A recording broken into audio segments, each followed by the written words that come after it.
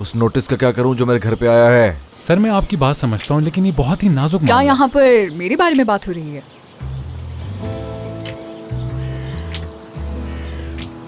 हर दफा बात करने के लिए तुम्हें दूसरों की जरूरत पड़ती है। क्या अकेले बात करने की हिम्मत नहीं है तुम्हारे अंदर?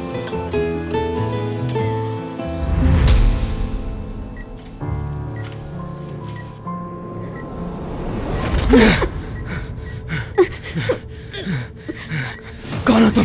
क्या हो रहा है सरदार को? छोड़ दो, मुझे कैप्टन के पास जाना है। संभालो, आराम से। जीऊंगा इस वतन के लिए, मरूंगा इस वतन के लिए। जीऊंगा इस वतन के लिए, मरूंगा इस वतन के लिए।